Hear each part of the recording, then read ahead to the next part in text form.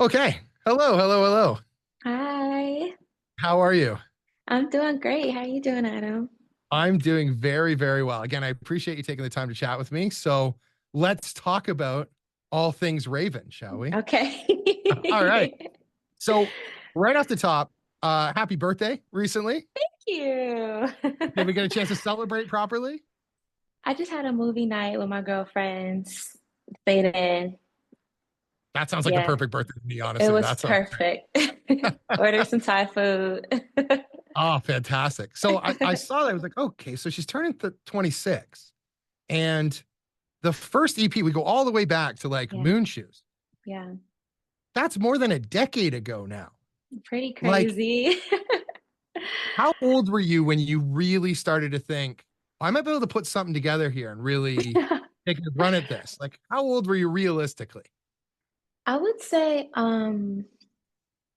maybe that like 16, 17. That's when I got signed. And that obviously was a lot of validation in the path I was, going in and me being like, I guess, an artist as a career. But then at 17, I went on my first tour opening for No Name. And I think that was really the first time where I was like, oh, wait, like I can really like do this, like I'm in high school and like getting pulled out of class to like do go to concerts and get paid for it. And I just saw like, oh, like this is something that can be sustainable. And I had like the example, of No Name and other artists in Chicago that it's possible. So That's very cool. And so what would you say if you're now, so you're the Raven at 26, if you go back to 16-year-old Raven, what would mhm. you tell her as like either inspiration or like, hey, just know this is gonna work out. Stick with this. So, like, what would you tell the Yeah, younger version of yourself? I would tell her to try to stay out of your head and do exactly what you're doing and stick to what feels good. I think there comes a point, especially, early 20s, where you kind of question a lot of your decisions and question if you're doing things the right way, doing the right time. And I think something that's important to do when you're in the arts is to just really hold on to that initial feeling you had when you weren't thinking about money, you weren't thinking about how to sustain yourself, you weren't thinking about all the, Yeah. the other things that come in to play. Um, so I think a lot of getting older is unlearning that and getting back to like square one.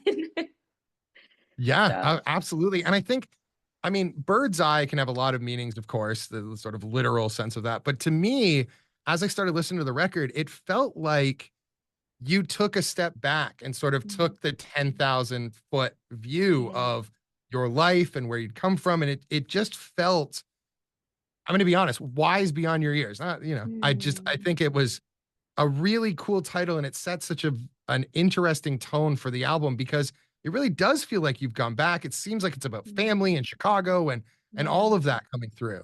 Yeah. That was an important piece of like the puzzle internally for me to be able to even make an album that felt honest, that felt like where I'm at currently, Yeah. Um, so this one will always be a special one for me. Very cool. And then when artists like Ty Dolla Sign and Gambino and stuff offer up their talents to be part of the record too, like that's got to feel like some sort of vote of Mm, confidence or like, wow, mhm. all right, like we're on a new Absolutely. level. Absolutely. These are artists that I've always loved, I've always wanted to work with. So that always makes me feel like, okay, like I'm on the right track. People who I am inspired by are obviously inspired by what I'm doing. So that just fuels the fire. Yeah, I bet. hmm And I also noticed, like, sort of just, I'm a nerd to go through the liner notes and stuff, but there's a name we've been seeing popping up quite a bit lately, whether it's been working with like Foster the People or Gambino or Nelly Furtado, and that's Sarah Aarons, who Yeah. you got to write some songs with. Like, what is it like to have that Australian twang sort of Yes. guiding you or helping you or bouncing other ideas Yeah. off you? So this album was the most that I've ever really co-wrote with anybody like beyond Steve. So meeting her was such a special thing for me because going back to me feeling like I'm going back to square one, I feel like I had to kind of start on a clean slate and just open my brain to learning and to experiencing new things that music wants to show me. And Sarah is such a prolific writer, prolific storyteller, and friend.